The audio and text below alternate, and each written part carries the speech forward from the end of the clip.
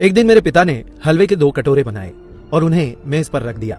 एक के ऊपर 2 बादाम थे, जबकि दूसरे कटोरे में हलवे के ऊपर कुछ नहीं था। फिर उन्होंने मुझे हलवे का कोई एक कटोरा चुनने के लिए कहा, क्योंकि उन दिनों हम गरीबों के घर बादाम आना मुश्किल था। मैंने 2 बादाम वाले कटोरे को चुना। मैं अपने बुद्धिमान निर्णय पर खुद को बधाई दे रहा था और जल्दी जल्दी मुझे मिले 2 बादाम वाला हलवा खा रहा था। परंतु मेरे आश्चर्य का ठिकाना नहीं था जब मैंने देखा कि मेरे पिता वाले कटोरे में हलवे के नीचे 4 बादाम छिपे थे। बहुत पछतावे के साथ मैंने अपने निर्णय में जल्दबाजी करने के लिए खुद को डांटा।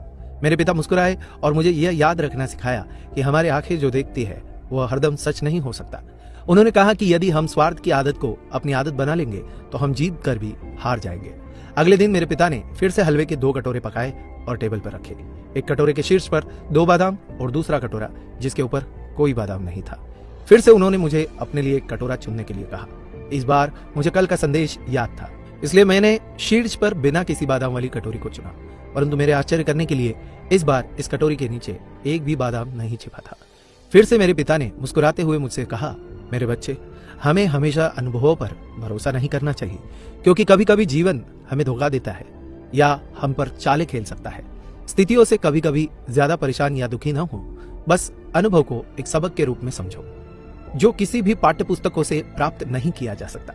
तीसरे दिन मेरे पिता ने फिर से हलवे के 2 कटोरे पकाए। पहले 2 दिन की तरह एक कटोरे के ऊपर 2 बादाम और दूसरे के शीर्ष पर कोई बादाम नहीं।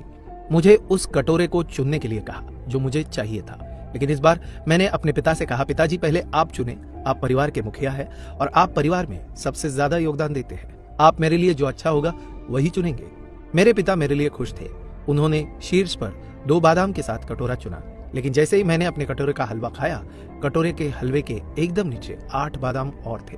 मेरे पिता मुस्कुराए और मेरी आंखों में प्यार से देखते हुए उन्होंने कहा, मेरे बच्चे, तुम याद रखना होगा कि जब तुम भगवान पर सब कुछ छोड़ देते हो तो वे हमेशा तुम्हारे लिए सर्वोत्तम का चयन करेंगे, और जब तुम दूसरों की भलाई के लिए सोचते हो, अच्छी चीजें स्वाभाविक तौर पर तुम्हारे साथ भी हमेशा होती रहेंगी। इसलिए सदैव बड़ों का सम्मान करते हुए उन्हें पहला मौका व स्थान दे।